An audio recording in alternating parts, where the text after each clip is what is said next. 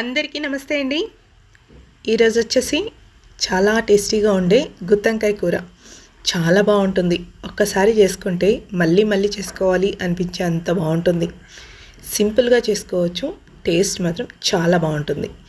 ఈ కూర వచ్చేసి వేడి వేడి అన్నంలోకి అలాగే చపాతీ రోటీలోకి బాగుంటుంది. ముఖ్యంగా అయితే రాగి సంగటిలోకి సూపర్గా ఉంటుంది. చాలా సింపుల్గా చేసుకునే ఈ గుత్తంకాయ కూరని ఎలా చేయాలో ఈ వీడియోలో చూసేద్దాం. స్టవ్ మీద ఒక కడాయి పెట్టేసుకొని అందులో ఒక పావు టీ స్పూన్ ఆయిల్ వేసుకోవాలి. అందులోనే ఒక టేబుల్ స్పూన్ పల్లీలు వేసుకొని మంటని లో ఫ్లేమ్లో పెట్టుకొని పల్లీలు ఇలా వేపుకోవాలి. పల్లీలు కాస్త ఫ్రై అయిన తర్వాత ఇందులో 1 టీ స్పూన్ ధనియాలు వేసుకోవాలి. అలాగే 2 టీ స్పూన్ల నువ్వులు కూడా వేసుకొని నువ్వులు బాగా చిటపటలాడేంత వరకు వేపుకోవాలి. ఇలా బాగా చిటపటలాడుతూ ఉండేటప్పుడు ఒక 4 ఎండుమిర్చిని వేసుకోవాలి. ఇలా ఎండుమిర్చిని వేసుకుని ఒకసారి వేపుకున్న తర్వాత స్టవ్ ఆఫ్ చేసేసి ఇప్పుడు చివరగా స్టవ్ ఆఫ్ చేసిన తర్వాత ఒక పావు టీ స్పూన్ మెంతులు వేసుకోవాలి. కడాయి వేడికి మెంతులు కూడా వేగిపోతుంది. ఇది పూర్తిగా చల్లారనివ్వాలి. ఇప్పుడు వచ్చేసి ఒక చిన్న నిమ్మకాయ సైజ్ అంతా చింతపండుని నానబెట్టేసుకోవాలి. అలాగే ఒక గిన్నెలోకి నీళ్ళు తీసేసుకొని అందులోకి ఒక హాఫ్ టీ స్పూన్ కల్లుప్పు అలాగే ఒక పావు టీ స్పూన్ పసుపు వేసేసుకున్న తర్వాత వంకాయల్ని చివరగా ఉన్న కాడల్ని ఇలా తీసేసుకొని ఇప్పుడు వంకాయల్ని మధ్యలోకి ఇలా ఘాట్లు పెట్టేసుకోవాలి. ఇలా ఘాట్లు పెట్టుకున్న వాటిని నీళ్ళలో వేసి పక్కన పెట్టేసుకుందాం. ఇలా పెట్టుకుంటే వంకాయలు తొందరగా ఫ్రై అయిపోతాయి, అలాగే నల్లబడవు కూడా. ఇప్పుడు మిక్సీ జార్ తీసేసుకొని మనం వేయించి పెట్టుకున్న పప్పుల్ని వేసేసుకోవాలి. పప్పుల్ని వేసుకున్న తర్వాత ఈ పప్పుల్ని ఫస్ట్ మిక్సీ పట్టేసుకోవాలి.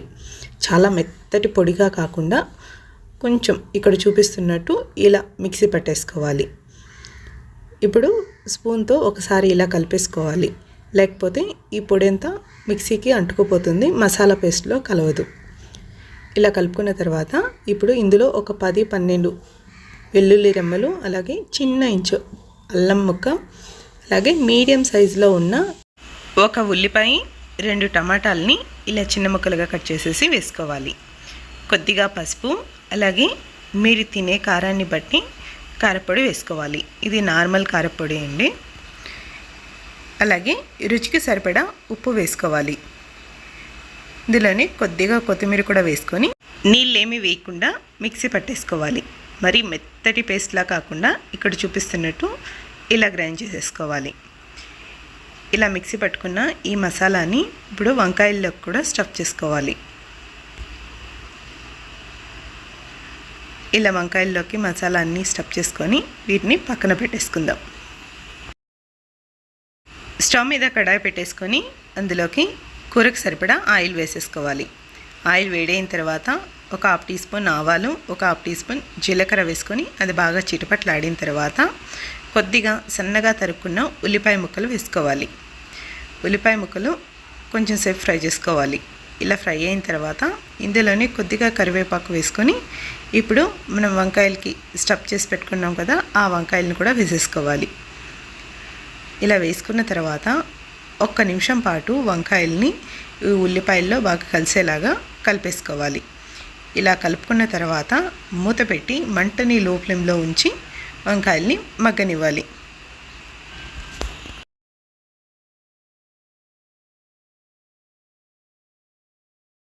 ఇలా ఒక 5 నిమిషాల పాటు లో ఫ్లేమ్లో వంకాయల్ని మూత పెట్టి మగ్గించుకున్నామంటే వంకాయలు తొందరగా ఉడికిపోతుంది.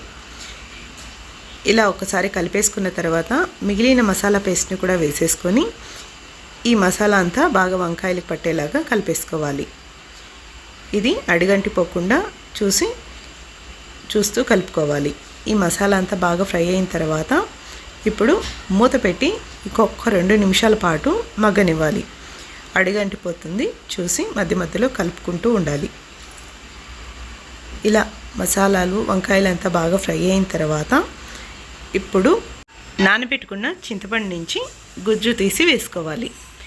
ఇలా వంకాయలంతా ఒక 70% వరకు ఉడికిన తర్వాత చింతపండు పులుసు వేసుకున్నామంటే పులుసు బాగుంటుంది, వంకాయలు కూడా తొందరగా ఫ్రై అయిపోతాయి. ఇప్పుడు చింతపండు పులుసు వేసుకున్న తర్వాత కూరకు కావాల్సినంత నీళ్ళు వేసేసుకోవాలి. ఇది కొంచెం పల్చగా కావాలా లేదా చిక్కగా కావాలో చూసుకొని అడ్జస్ట్ చేసుకోండి. గుత్తంకాయ పులుసుకు వచ్చేసి ఉప్పు కారం కొంచెం ఎక్కువగా పడుతుంది. మీరు తినేది కారాన్ని బట్టి ఉప్పుని కారాన్ని యాడ్ చేసుకోండి. వంకాయలు ఉడికిన తర్వాత కూరంతా ఇలా చిక్కబడుతుంది కదా. ఇప్పుడు స్టవ్ ఆఫ్ చేసేసి మూత పెట్టి ఒక 5 నిమిషాల పాటు అలాగే ఉంచేయాలి. ఇలా 5 నిమిషాల తర్వాత కొత్తిమీర తరుగు వేసేసుకొని ఒకసారి కలిపేసుకొని సర్వ్ చేసుకోవడమే.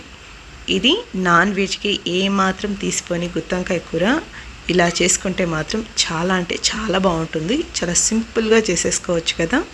ఇది వేడివేడి అన్నంలోకి, చపాతీ, రొటీల్లోకి, సంగట్లోకి చాలా బాగుంటుందండి. ఇలాగే ఒకసారి మీరు కూడా ట్రై చేయండి. ఎలా వచ్చిందో ఒకసారి కామెంట్ చేయండి. ఈ వీడియో కనుక మీకు నచ్చినట్టయితే ఒక చిన్న లైక్ చేయండి. Thank you for watching.